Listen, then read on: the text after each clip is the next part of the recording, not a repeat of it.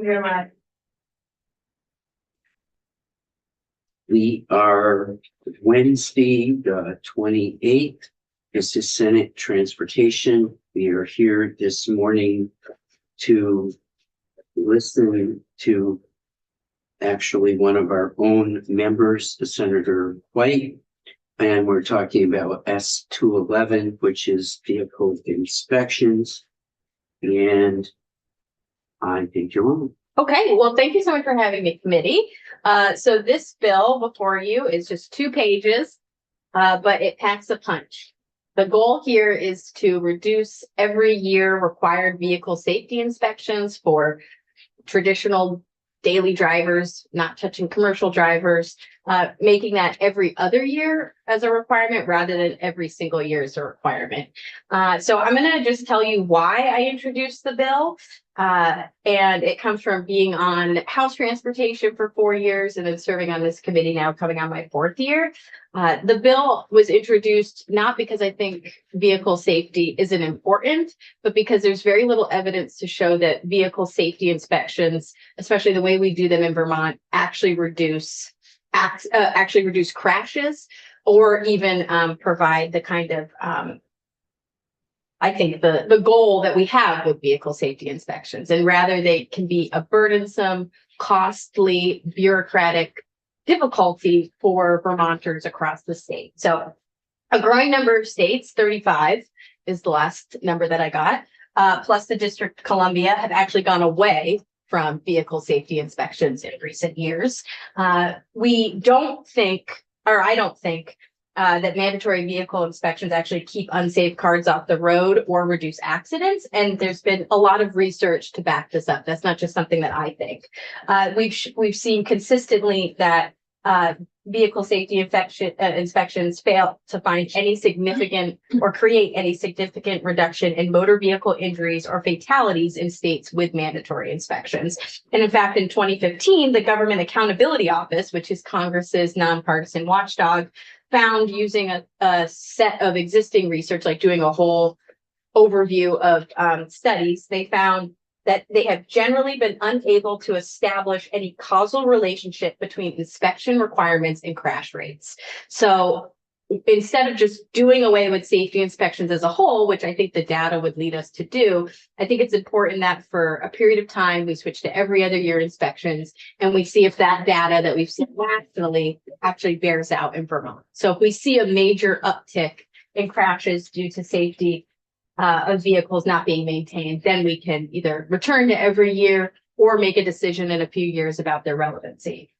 So we saw that when North Carolina officials actually examined the efficacy of mandatory inspection programs in 2008, they actually concluded that nearly 3 decades of research has failed to conclusively show that mechanical defects are a significant cause of motor vehicle accidents and crashes, or that safety inspections significantly reduce those crash rates. Additionally, I think it's important to keep in mind that drivers actually have a strong incentive to maintain their vehicles to a reasonably good standard. When we passed these laws, there wasn't that little alert that went off that your brakes had a problem or your tail light was, we all get these sensors now on our cars for the most part that alert us. And so what we've actually seen is states that have mandatory inspections, people spend less money on maintenance overall than states that require mandatory inspections, which makes me think that they're doing, in fact, the opposite. Vermonters are not looking at their vehicle or checking their vehicle or relying on their vehicle as heavily as folks who have states that don't have safety inspections. They're just waiting for the inspection to alert them of a problem, versus in other states, you do rely on either your vehicle's onboard system that tells you something's wrong, or you intuit it because you hear a noise or smell a smell that tells you that you need to have something done. For many safety sensitive systems like braking and steering, the average amount of times that passes from detection to repair typically take no more than a few weeks. So what that makes me think is the idea of someone having an issue with their vehicle and having it identified by the inspection is not actually what's happening. Most folks are noticing a problem, getting it addressed in a few weeks. In these cases, we see that annual inspections are largely superfluous, meaning that you've addressed the issue either on your own before the inspection or waiting till an inspection actually can cause more issues. It can delay you from making repairs. And just to reiterate, data shows that drivers in Western states, almost where none have mandatory inspections, annually spend more on vehicle maintenance and repairs than drivers in northeastern states where mandatory inspections are more common. The other thing I want to highlight is I think the biggest opposition we're going to see to this bill will be from those who are performing the inspections, because it is a revenue source for auto body shops and dealers to get revenue. I think we are going to hear from them that they would prefer us not to do this. But I would actually argue that the inspection mandates actually are creating an artificial demand for those sites. And that the unfortunate thing that happens is we see Vermonters paying $70, $80, $90 per inspection without getting a real world improvement to their vehicle, while clogging up lines at already, I mean, if you're in my area, you know, it's really hard to get an appointment to get anything done. So I think that what we're seeing is actually safety inspections are helping to create a backlog for real repairs when people have issues. So it's in fact having the opposite effect. So there were two studies I just wanted to highlight that we can put on the website if folks want, that kind of back up what I'm describing. The first is from the International Journal of Environmental Research and Public Health, and it talks about the effect of periodic vehicle inspections on road crashes and injuries.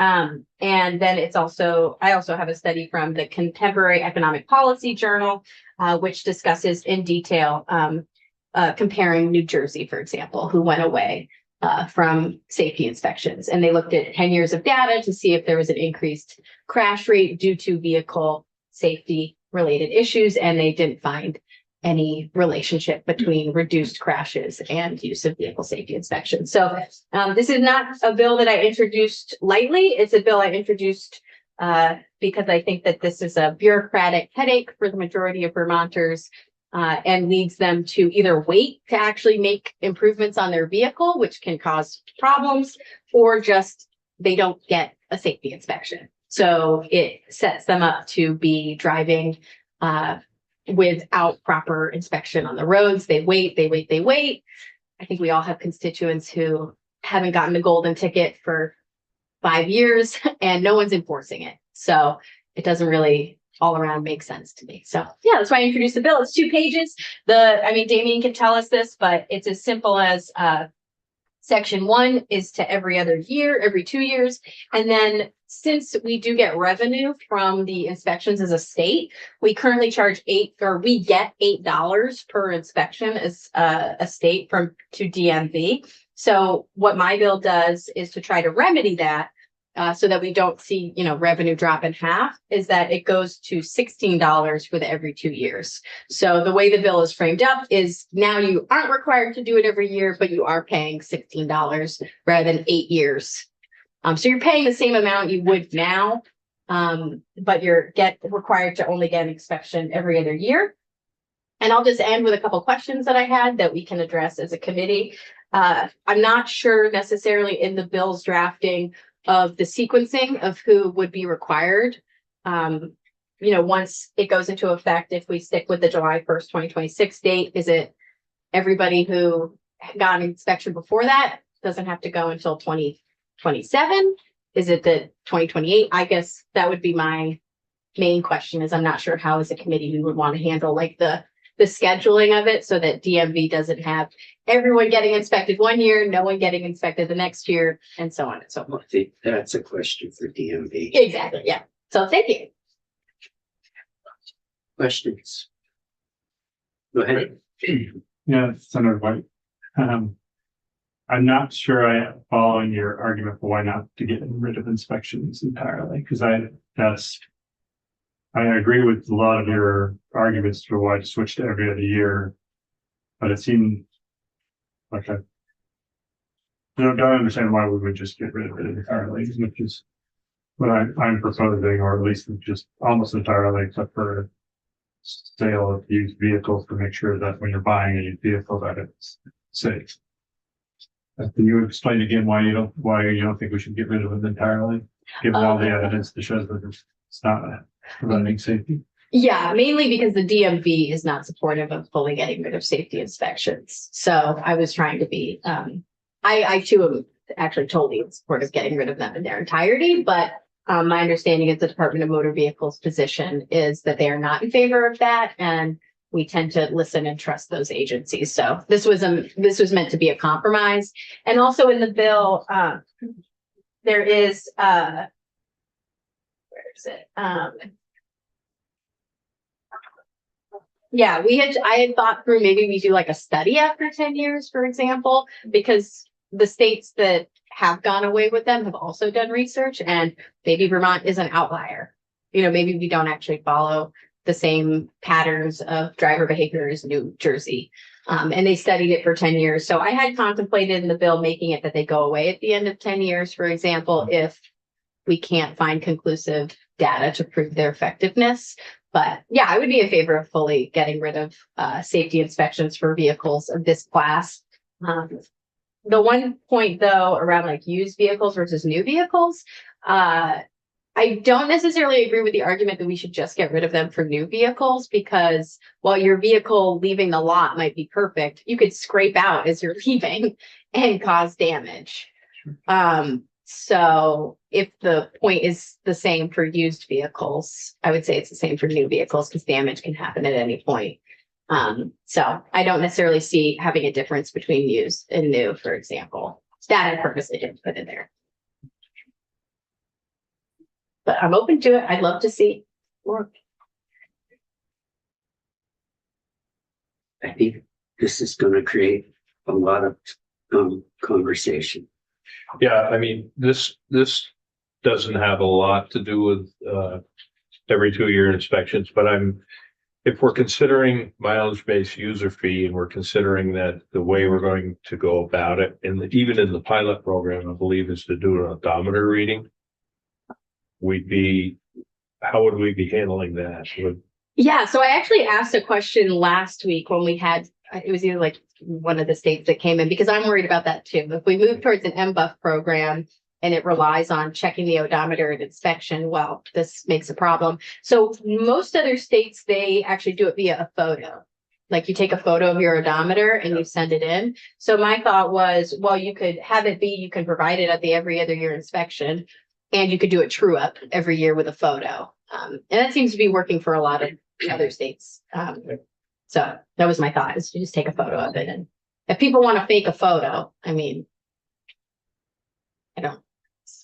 you have it next year, we're going to find out. And emissions, I think, would be the other one as well. We definitely want to hear from DEC because while we might have vehicle safety inspections, we also have emissions testing requirements that we have to do, I think, for like the EPA. So I don't know how we would handle that as well. I do think that it will be incumbent upon DMV to present to us their through their regulatory process in a succinct fashion what's environmental, what's safety, and the different categories. When you have a regulatory booklet that's well over 300 pages, between 300 and 400 pages, that's a lot of things to go through that I'm not sure that any of us would consider all of that totally necessary. So are we? For now. Okay. Yes. Thank you. This is pretty simple. It is. I can speak to the EPA issues as well and what's happening in New Hampshire since they repealed their inspection requirement last year. So it's up to you. Well, I'm trying to decide whether it's better to have you or have DMV kick off. I'm fine either way. Why don't we go to DMV and then if we have questions, you can help us with that after. Yep.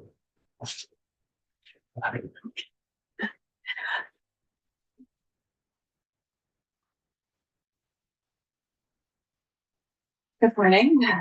Morning. Renee Coda, Director of Finance at DMV. And I am here to speak about the financial implications and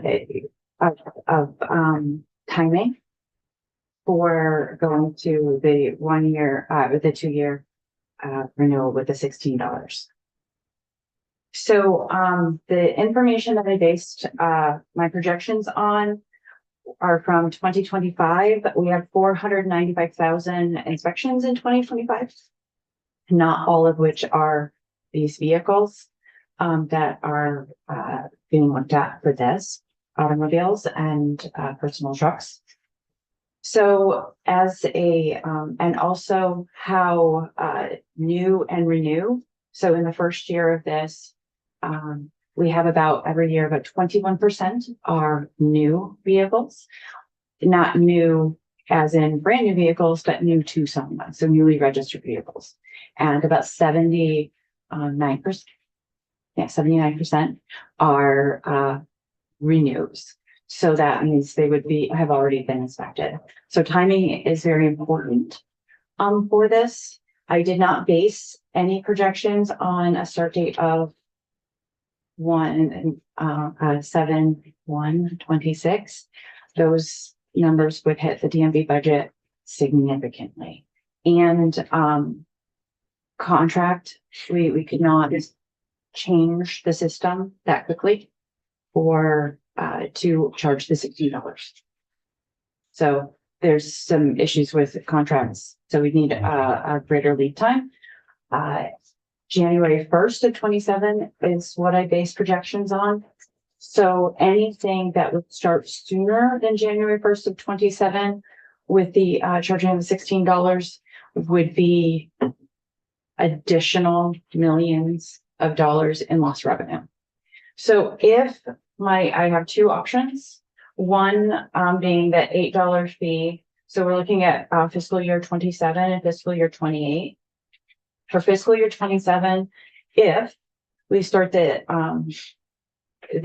$16 fee on January 1st of 27, and that January 1st of 27 is the first of, so it would be the second year of the versus the first year of the inspections, then we would have a loss of revenue of $1 million. If the same scenario, but it is the second year, I mean the first year of it, and so January 28 would be the second year, we would have a gain of revenue of $1.9 million. In fiscal year 28, we would have a gain of revenue in option one of $250,000 and a gain of revenue of $1 million of Would be option helpful two. if that was in writing to the committee. I can do that. Can we get copies of that? Sure. In fiscal years 29 and 30, both scenarios, both options have the same. So it would even out. And it's because But what is that? it's about $250,000 increase in revenue if all things being equal. So things being equal, we still have 495,000 inspection, like the same number of vehicles would be inspecting in those parameters. Because we have 21, the fiscal year is different than the calendar year. I have to take that into effect, and that new vehicles are 21%, and we're going to have that lopsided for quite some time. Over time, I don't know how many years it will even out, but it could take a significant number of years to even out. Yes. So that's the financial impact for DMV. It would be probably $2 million of a revenue loss in fiscal year 27 if we started, which we can't with the contract, and if we started at July 1st of 26. So then there's also for the contracts, we have purchased 300, there's about 300,000 stickers that we would have to pay $1 per sticker because the stickers don't, they don't have the stickiness. The adhesion will not last 2 years. It will only last 18 months. So we have a stock of approximately 300,000 stickers that we would have to pay. If we can't use them, we have to pay 98 cents each. So approximately $300,000 effect on our sticker stock. And there would be the contract. Would be negative implications to the contract that we have in place right now. Who's the contractor with? I guess I'm confused. Parsons. Oh, to do, okay. So we would lose on the upfront because of the stickers, but going forward, we wouldn't have to purchase stickers every year. So if in the out years, we make that money back. Not necessarily. So the cost per sticker, it may double due to because we have to have different stickers. The stickers that we're purchasing now may cost more because we need a longer adhesion life. We don't know. We have to find that out. And of course, so there is the, and then of course, color rotation, which is something that we're looking into going back to color rotation. And so that's an increased cost of stickers. We would definitely go back to color rotation if we have to get rid of this stock we have. So there's multiple financial implications. It would be helpful if this all came to the committee in writing. I can do that. Let me ask this, how many registered vehicles are there in, versus the number of inspections? I don't know that number off the top of my head. I'm trying to figure out right now how many, what percentage of the registered vehicles out that might be on the road, might not be getting inspected now. So it would be helpful if, DMV could provide us with the background material of how many cars are titled, how many are registered, how many get inspections. I expect that the department has done some analysis and of the number of cars that are not getting inspected. I have not done that analysis, Yep. but we can look into that. Go ahead. Well, thank you so much. That's really helpful. When I had asked Joint Fiscal Office to run some numbers, they didn't have sticker information. So that's a new layer to it. So you had said, I definitely understand what you're saying with the July 1st, 2026 piece. I think that that's really reasonable. And I'm in no way saying that we just kind of pick that date typically in our bills. So It's just full. yeah, so I'm wondering if you could spend a little bit of time describing, even if we did it in January 1st, 2027, or pushed it out till July 2027, or kind of maybe did it a little bit more incremental or gave you a bit more time to prepare. Do you have a sense of how long it would take you as an organization to financially kind of either figure out the contracts or have those negotiations? So financially for $16 versus $8, we can do that by January 1st of 27. Oh. That's not a problem. Okay, July is too quick. fair enough. So let me ask, and the lead up, what we're getting, we want the numbers from you. What we do need to hear from the department, maybe it's the next person, is the department in favor of this?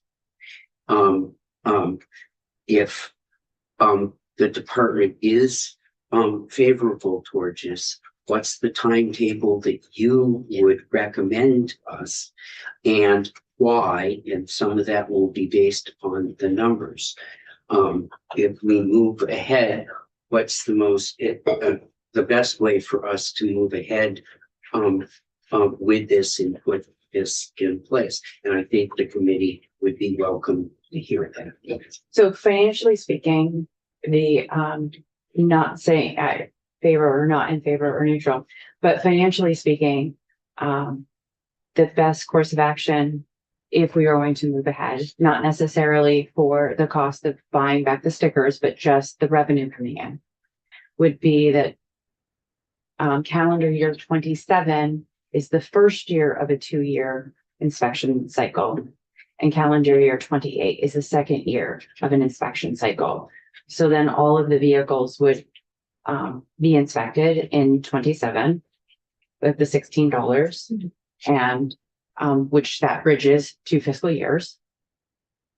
And then the second year, again, it would be just the new vehicles. So 21%, there would be a huge reduction in inspections in the second year. But because it bridges calendar year 28 bridges 2 fiscal years, it softens the implications for the budget in the next year. So what I get out of this is regardless of what we should do it on a calendar year basis. For inspection stickers? Yes, Yes. go ahead. I've got a number, here of annual revenue currently is 3.8 million. Does that sound right? Did you mention that here? No, I didn't. The revenue that came in 25 was 2.9 million. We recognized last year in August that the inspection sticker price that we were receiving was $6 and not $8. And we corrected that as of November 1st. So what we envision that if all things being equal that are no more, no less than what we had in 2025, that it would be $3.9 million that we would bring in each year at $8. So I was off by at 3.8. If there's 496,000. Go ahead. And it's kind of what did you, I didn't understand what you just said, that it's supposed to be $8, but we were only receiving $6 for multiple years or just 1 year or something? Let's see, the year that the 20% increase, that was the year that the inspection sticker increase went from $6 to $8, and it didn't happen. Actually, And we, with a review of revenue, which we've been doing of all our revenue to make sure that that is following statute. That was one of the things that was realized and corrected as quickly as we could. And that's why we also know how long it will take to change from the $8 to the $16 because of the time frame that it took to make that correction. I think we passed those increases in 21, if I remember. Does that money come from the inspection stations or Parsons? Person. Follow up on that? So we're getting $6 instead of $8. Was that on Parsons or was that on us for not paying attention? It was on us. It was. And but the customers didn't get paid that extra $2, didn't get charged that extra $2. Yeah. Do you keep track of how much the stations are charging on average compared to just what the state is getting? Is there like any way or place that's keeping that information? Finance is not. Oh, okay.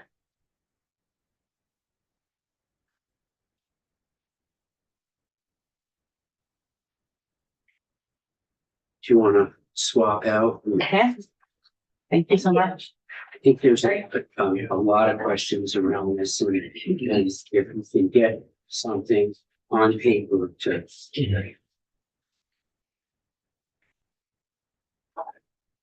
Morning. Morning. My name's Daniel Merchant. I'm a lieutenant with the Enforcement and Safety Division for investigations for Vermont Campaign. And I was told that I was here to answer some questions about inspections. Go ahead. Do you have a position on if they're effective in reducing crashes? Have you seen it be effective? What's your position on safety inspections in general, I guess? I mean, I've been a law enforcement officer for it's 26, I think more than that now, good Lord, 26 years. And, law enforcement officers don't examine vehicles when there's an accident. So I think that question is very tough to answer because whether it's inattention, drinking, drugging, there are a lot of factors that go into a collision. And an officer's not going to get underneath a car and do a full exam on it unless potentially there's a fatality involved with it. So, as this bill was proposed, I was told that we were remaining neutral on the 2 years. Well, it would be nice. I've heard rumors in the hall that they were in favor of this. I've heard now neutral. It would be nice if we had a statement from DMV what your actual position was on this as we move ahead. Okay. And that isn't specifically designed at you. This is designed at DMV in total. What's your position? It would, and if separate from that is it would be in writing. I would request that you lay out what you felt is the best way to do this, the date, the time. I think we've moved towards that in with your testimony in the calendar year, but it would be helpful if we had how would you see this roll out and what would be the best way to do that and from DMV itself. I mean, I think Senator White mentioned it, as did others, relating to getting some inspection stations in here and hearing from them, because obviously there's, I think, 1,061 licensed stations with the state of Vermont, somewhere right around that number, and, who employ, various inspection mechanics. I think there are 3,000 or just under 3,000 last I checked, licensed inspection mechanics in the state of Vermont. So those are folks, that it may affect their employment status, because if they're not inspecting as many cars each year, will they need those folks on at those stations to do the work? I don't know that question. I heard the answer to that, obviously. But I think that's somebody you definitely want to hear from. And then obviously the Department of Environmental Conservation A&R folks, because I know that they recently completed their SIT, and in that SIT it said that there's going to be doing yearly onboard diagnostic for emissions testing on vehicles. So obviously that would be something that they would want to speak to.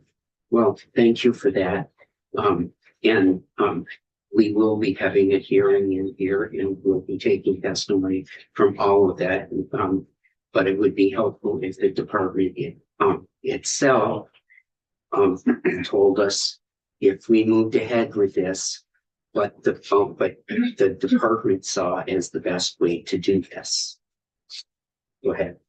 So you're in the enforcement side. Correct. If I'm understanding correctly. Could Yeah. you kind of describe the picture of how, because what I hear from skid constituents is, I haven't got a vehicle safety inspection in years and no one's been pulling me over for it.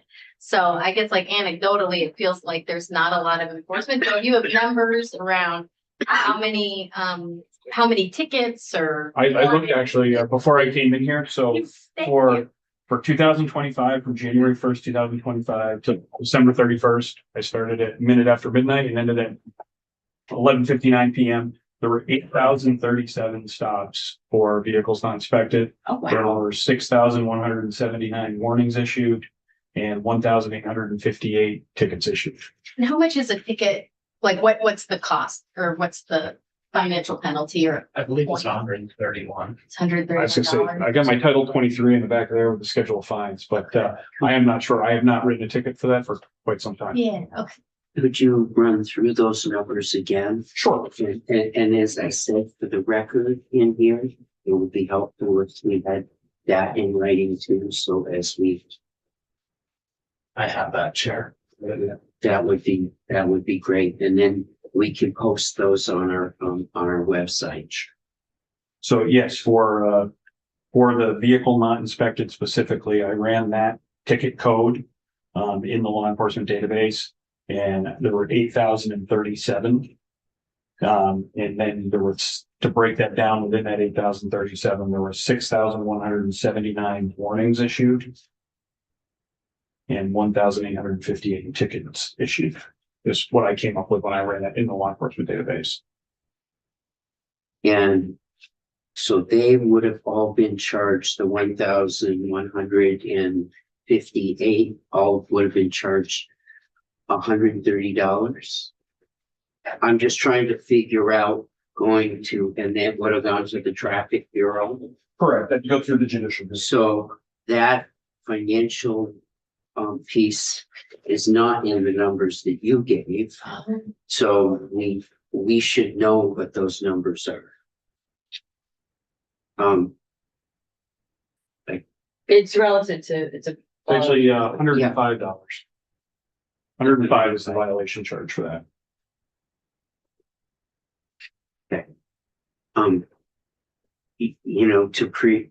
To have a picture of what all of this is, I think we should get those numbers. I think you're next, but did you have your hand up too, Pat? Or? No. Okay, go ahead. Thank you, Mr. Chair. So I just wanted to know what year, you said what year it is. I think is that the current year, last year, and For 2025. okay, and just what it was in prior years. You know, what's. I just ran it for last year. I got asked to do this the other day, so. Okay, it's just helpful to see trends. Go ahead. Yeah, I was gonna ask the same thing, if we could see those numbers over 5 years or something like Yeah. that. Did you ended up getting something from the judicial bureau? correct? Judicial Bureau is 10 years. I went back 10 years. I know that. Perfect. So, And that is in what you've That's given correct. Megan. yeah. Megan, it would be helpful if the committee members could see that and if we posted that on the website. Okay, do you want to see what it looks like before we post this? See if you need more information. Okay, Sure. go ahead. So the other data that I was hoping, and I don't know if it's you or Wade or somebody else from the DMV, but if we have a breakdown, what $3.9 million that came to the department, what it was kind of like, what was that used for? Is it like, is it kept within the inspection program, or is that help fund? I mean, I'm sure there's internal service funds, and some of that's going to fund other parts of the DMV, but I don't know if you just have a breakdown of that revenue. And if we have like the number, so we have the 495 for last year, game is that other question. Do we have that over like 5 years, like number of inspections? And how that relates to the number of registrations? And I assume we do, and if we have it, which would just be good to know, but if we don't have it, then that's good to know we don't have it. Is like, what is the cost of the inspections? Like whatever, I know they can charge whatever they want as long as they give us the $8. Yeah, so actually, yeah, Senator White asked that question. There is no, like, We don't have. we do not have that. So each station, can charge, as long as their rate is posted, whether it's it's written out in rule and in the inspection manual that they're allowed to basically charge what they want to charge. So it varies. I mean, you go to some stations, it's $55. You go to another station, it could be like up to $100. So yeah, we do not have any. Okay, we don't keep track, and so that I think we also do not track repairs needed to pass inspection. Well, I mean, that's the tough part, right? Because in AVIP, there is a code, the automated vehicle inspection program, there is a code that mechanics are supposed to be doing. So like if they tell someone, hey, you've got this various issue, and then they get that fixed and then they fix it, they're supposed to put pass after the repair is completed. And if they don't put that code in there, there's no way to accurately track it, unfortunately. Or are they supposed to put in the dollar, or just the fact that it was needed? The fact that it's needed. So then we would have like a number of like, this is how many Repairs repairs were needed. Correct. Okay, that would be good to know. But like I said, unfortunately not. I tell folks, because I mean, people will call me with their complaints, you know, like this happened at this various inspection station. And, you know, I'll call the station to follow up on it and they're like, oh yeah, we had to do a fix. And I'm like, it's not documented. in there." Right. I'm like, you guys, you know, like for me to look at this, it would help if you put pictures of what the issue was, put it in there and documented it. And like that way, when someone calls and complains, we've got something to back it up. And that's when you say you're in enforcement, that's what you're enforcing. You're not enforcing ticket, you're not a patrol officer anymore. You're doing the enforcement of this I state. do go out on occasions like, yeah, so when, that is just one of many functions. So a lot of fraud that happens within the DMV that we investigate as well. That's right. Yes. So so if somebody calls and complains, you would go and look at the station. Is there anybody looking at the tablet data to make sure that it's being entered correctly, or just not only if there's a complaint? Usually only if there's a complaint. So like, for instance, I mean, we do annual station audits of the inspection stations. We check, make sure, you know, they have the various tools and other things that they're supposed to have on site. And we cover things with them during those audits of, you know, how they're supposed to be doing things. You know, every station unfortunately does not enter in, you know, we encourage folks to do it, whether they do it, you know, that's a different story. Those are on-site inspections of all, whatever. Yeah. Of the stations themselves. Stations. Go ahead. So what I hear from constituents about why they're not getting inspected, just like when they come up and talk to me about it, is largely because they can't afford an inspection. And then they're worried that they can't afford, like the next layer is they can't afford whatever is required of them. So they're basically not wanting to fail an inspection.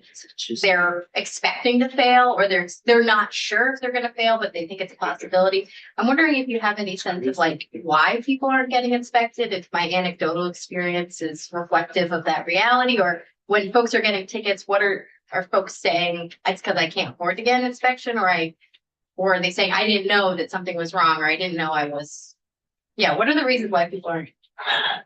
In my experience, Yeah. like dealing with folks, sometimes people just forget. Yeah. And yeah, my wife, for instance, I think our own car was like a month past and, you know, and I'm like, honey, your car there.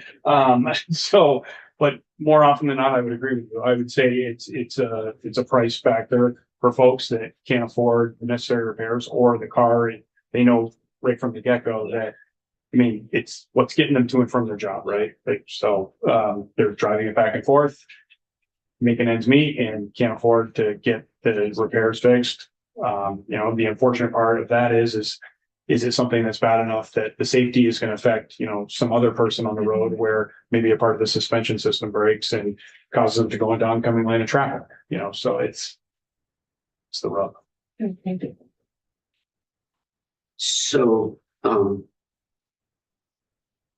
the original numbers you gave us were people that got stopped and people that got ticketed. Correct.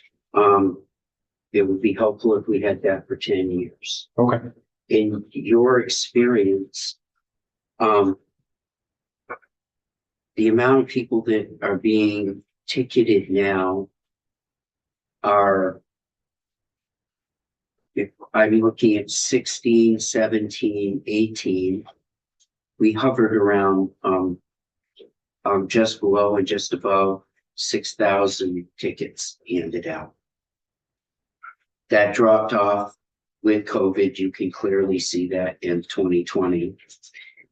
We're back, you know, from 2021 to 2023, we were below 1,000.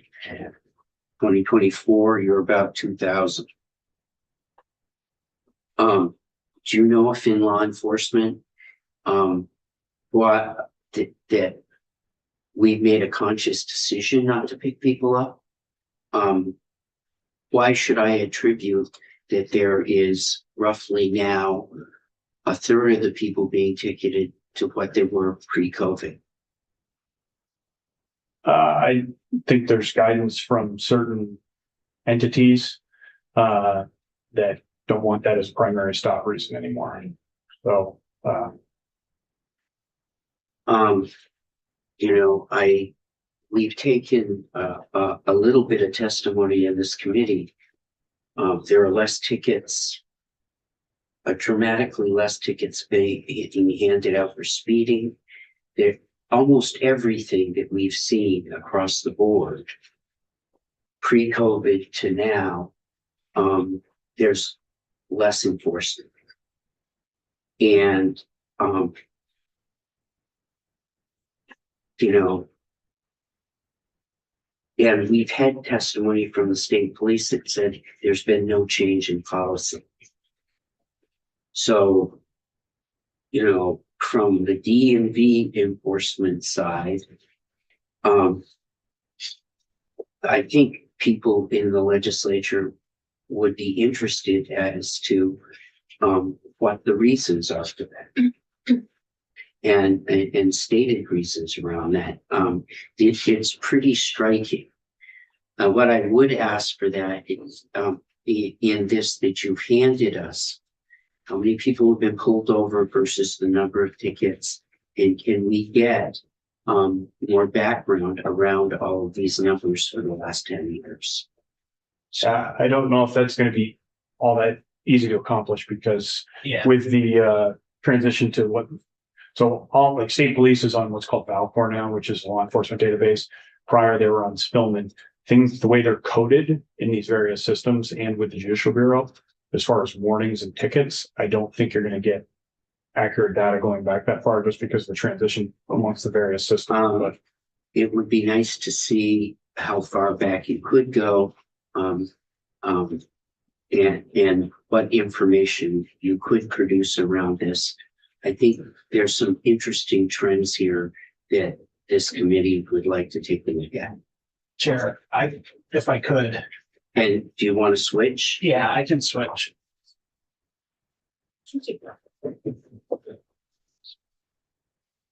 Good morning, everyone. Wade Cochran, Director of Enforcement. On that topic there, the question you just asked, we can speak for DMV. I cannot speak for other agencies. So some of this ticket data may be the Montpelier Police Department, it may be Ludlow Police Department. Is there any way to break out what is state police, DMV, local police department? I can look into that. As far as data, like Hartford Police Department, I believe are on Spillman. I don't have access to that. We can only look into Valcor.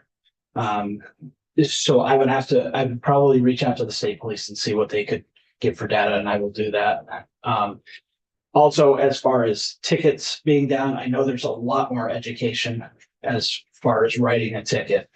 I can speak personally. I got equal results when I was on the road with writing a warning. It was also, if you pulled someone over in the morning, and Dan and I just talked about this yesterday, if you pulled someone over in the morning because they didn't have an inspection sticker, they're headed to work. What are we promoting if we write that ticket when the person's actually headed to their job and do good? So. Well, if I look at 2018, there were 6,494 tickets in there. In 2025, there was 1,852. And clearly around this table, when we started the first week, there was a whole lot of questions about safety. I think almost every single person, I think every person around this table is concerned about safety.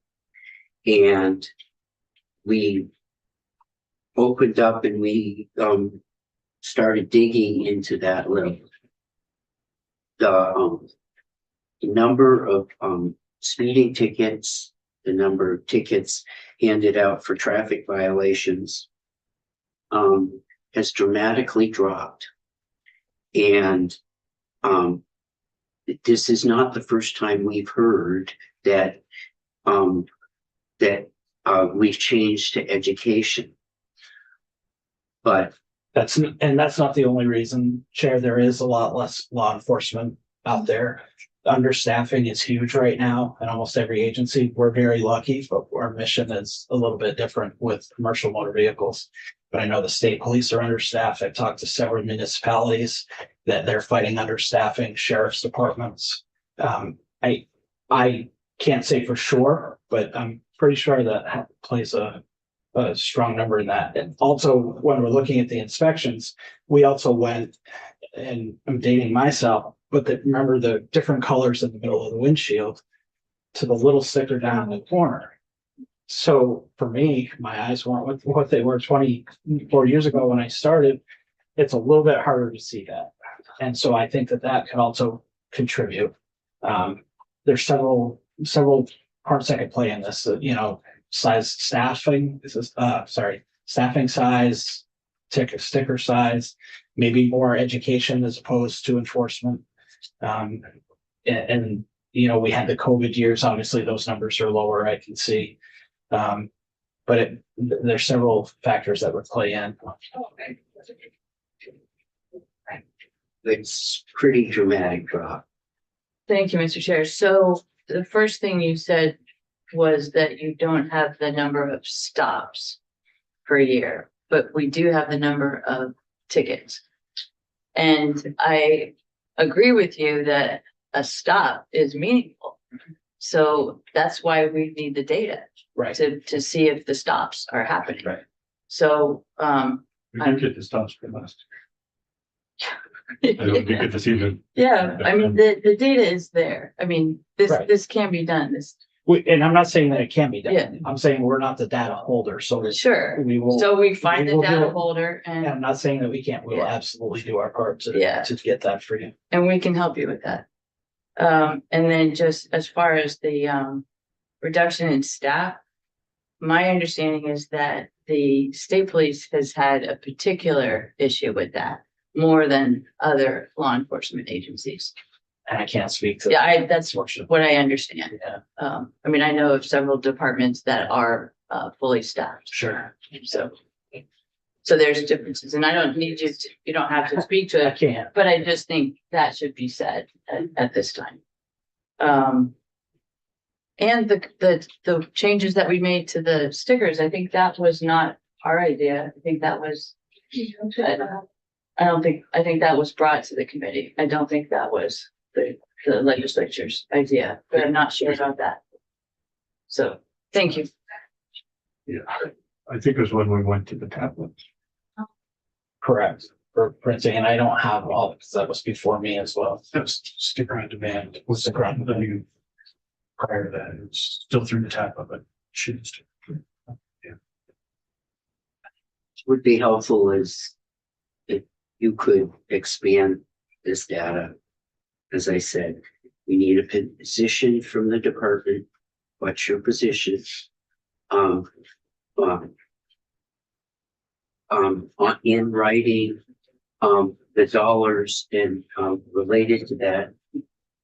If it was going to, what's the most efficient way to move from single year to 2 year in timetable? I think we'd be very interested in that. And then in this data, if we could get that out, I will say what we're seeing is a trend across all enforcement. It's around vehicle violations of every kind. Is dramatically down. And I think that where there's an interest here to dig in and find out what the reasons for that are. Go ahead. And on that, when we went around the table and we all talked about it, I'd like to see something that tells me if, or just quantifies whether it's a cultural issue or a staffing issue. If we have the staffing, are we still going to have the same low numbers? Somewhere along the line, I think it's a little bit cultural. I would agree. Be nice to take a look at it. And our official stance, Chair, is that we are neutral on this bill, so.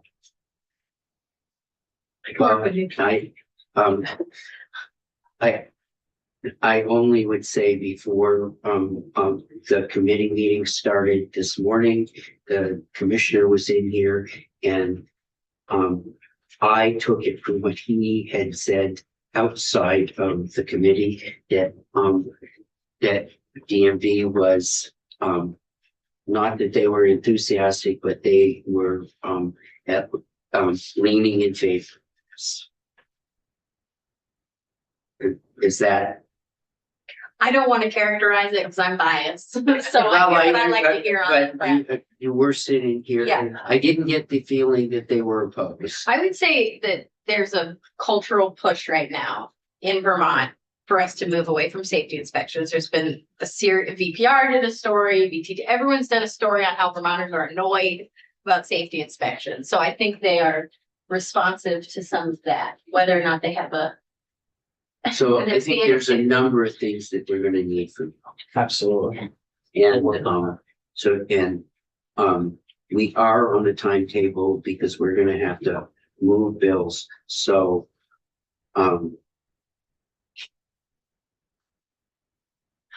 as quick as you think you can pull information together and you can pull this together, you should, get with Megan and get on the schedule. Sounds good. Thank you. Okay. I think at this point, we are shifting gears and going back to the, miscellaneous DMV bill. Where we gonna hurt? That's all on this bill. On this bill, I mean, we don't have to look. well, he's around all the time. Sure, yeah, yeah. We can make him fill in for us. Yeah. But we do have, the deputy commissioner, of DMV Right. and the director of operations and, Paul here. And it is Yeah. 10 o'clock, so. I didn't expect this. Yeah. Did you? What do you need? The drop Around off that. tickets. Oh. Yeah, So, who's first? I'm happy to go. Fred, yes.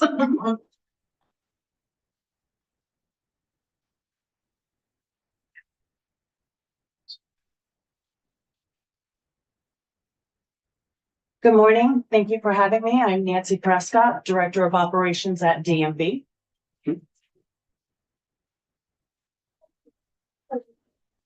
Which sections of the bill are you here to talk about? In regards to the section specifically is about the DOC credentials Yep, specifically.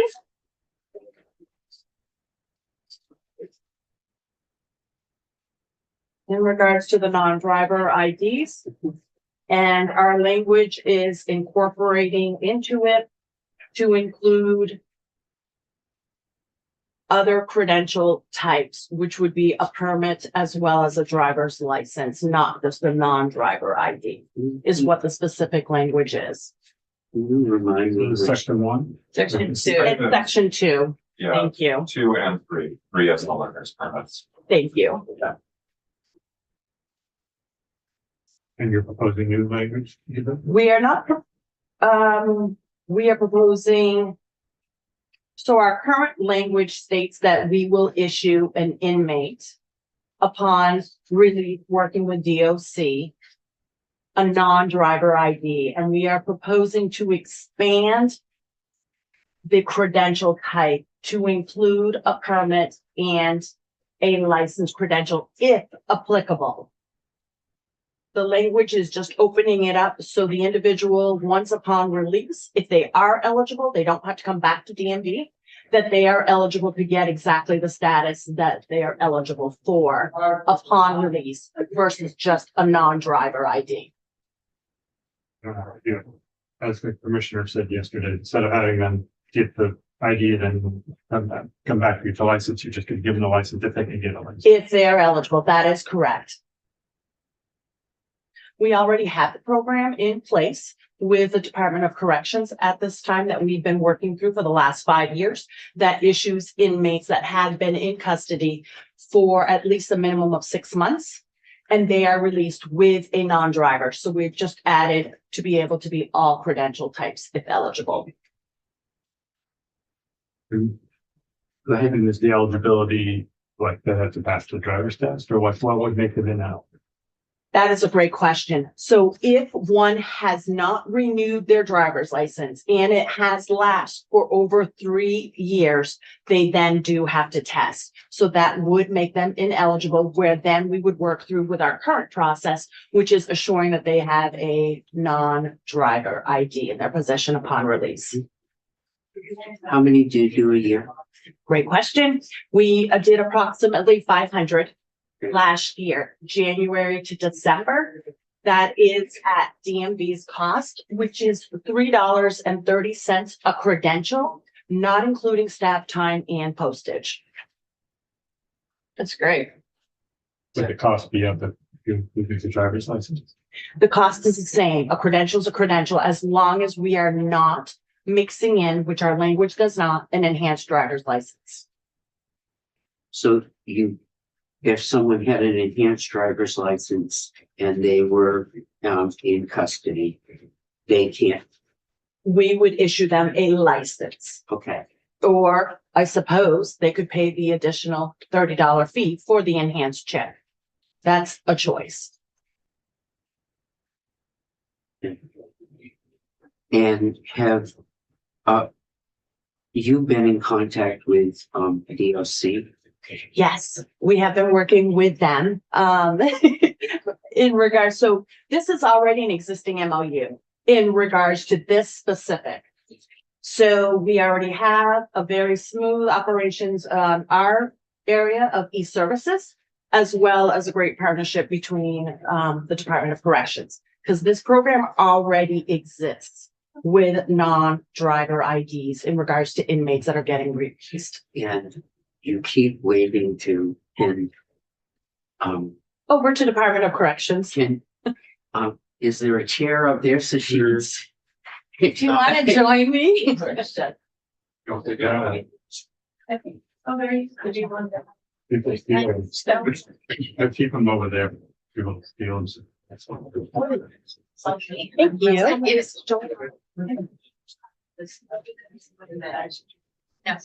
you.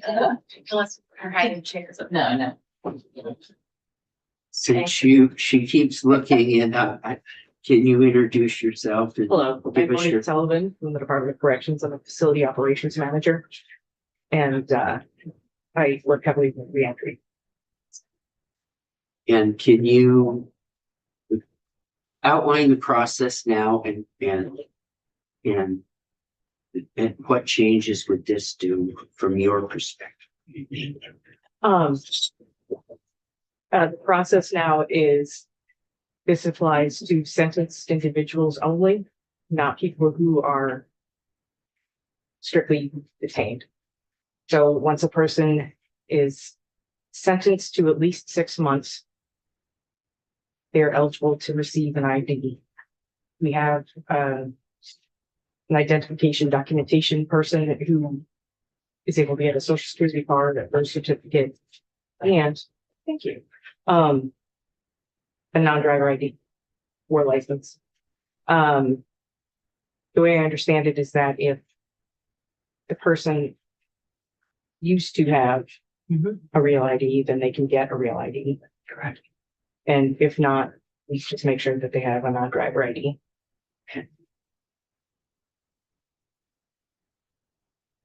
So, and let me ask, have you both been in front of House institutions? Yes, not on this bill. To clarify, there were introduced a bill Yeah. to expand the language to detainees.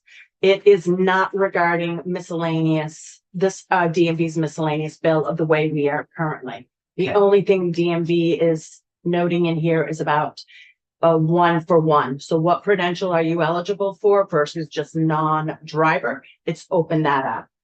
What we testified in House was an expanded introduced bill in regards to adding detainees, which that is still being reviewed, I believe, and numbers needed. So, okay, because the chair of the institutions committee has been in and was very interested in what is being proposed, and it makes it clearer for us that we understand that what their bill would expand stuff. This would take existing people that have existing license and permit levels and just allow them to continue. And this is under an MOU already That's correct. for what you're doing. So this would codify exactly what you're doing. That's correct. Okay. Just try to set the individual up on their best ability for once they go out the doors to reentry into the community. Okay. Go ahead. Yeah, thank you, Mr. Chair. Yeah, I see no problems with this language. I think it's kind of an easy add for us and I appreciate you bringing to us. But I do want to know, is the difference between detainees and folks who are being released for incarceration, that kind of the inflection point for you where your both agencies are not comfortable yet making the transition to detainees? And if you could describe a little bit of why that difference, because I could see going as far as what we see in the House bill personally, but. The difference is when someone is sentenced, we know when they're gonna leave. So we can, 3 months before the person is eligible to walk out the door, we can start the process of getting an ID. Oh, okay, I see. As opposed to someone who's detained. They can be detained until next week when they go to court, or they can be detained for years until their case is settled. So it initially doesn't make a lot of sense to try to get IDs for people who are detained. Part of the issue is if the person is detained, we apply for the ID. That ID is already in process. So if the person goes to court tomorrow and gets out, they can't go to the DMV because now they have to wait for that process to finish, and that can take 3 or 4 weeks. Oh. So we're keeping getting an ID in those cases. But also because an ID is valid for a finite period of time, and if they don't get sentenced and released, then we made the effort to get the ID. And DMV pays for it, and then it goes to waste. Okay, thank you. Fair answer. Go ahead. What about an inmate who is sentenced and has, say, a 5-year sentence? Is there anything to prevent him, to allow him to get a license before 3 years is up so he doesn't have to retest? I mean, who tells, is there a system to let him know? Or? There are those cases. It does not come from DOC at all. It is typically a family member where what we're understanding is they're going online and renewing it so it doesn't lapse. But you can only do that for so many times without coming in for a new photo, but the 5-year, right? Yeah. So there is that possibility and the ability, but it isn't something that DMV works with DOC on. Okay. But it's doable. Yes. Yeah. Great questions. I do want to have you in institutions here so that we can talk about it, get into more detail. And just for this committee, I just want to just say how important it is for someone to have an ID and to have it right when they get out. And there was there was something done to show that system for people that was like 6 months ago that I went to, and it was a staging of how challenging it is when you get out of incarceration because you have, you need transportation and you really need an ID, and you need an ID for everything. And if you don't have it, you have to go back in the line, and it's really very challenging for people to get up to speed, and we need them to get up to speed. I mean, we have the population challenge, right? And many of those folks are ready to work, and we don't need additional hurdles and barriers. So thank you for the work, and we'll talk to you in institutions. Okay. Is it okay if we add one more thing from DOC? You need to identify yourself and, Yeah. Yeah. Happy to do that. For the record, my name's Haley Summer. I'm the Director of Communications for DOC. Just wanted to note one thing for the committee with regards to the way that the language is in statute. So in this bill, it references an individual who's committed to the custody of the commissioner for 6 months or more. But in the rest of statute, it's very clear to distinguish whether it's an individual who's detained, so that would be an inmate, or if it's an individual who's been sentenced, so that's an offender. And because it's not quite as distinct in this language, I would just request that maybe we get together with corrections and institutions and ledge council to streamline the language so it's consistent. If, Oh, that Senate institution could work on, Yeah. Thank you. that would be great. Okay. Thank you. Thank you. Appreciate it.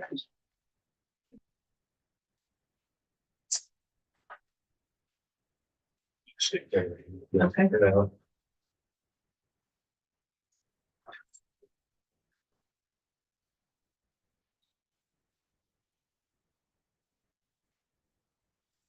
It's very efficient.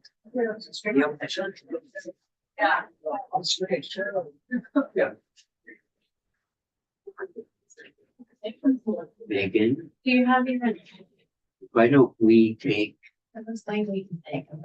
a 5-minute break and then we'll put you in the chair. Yeah. Great. You did such a great job at the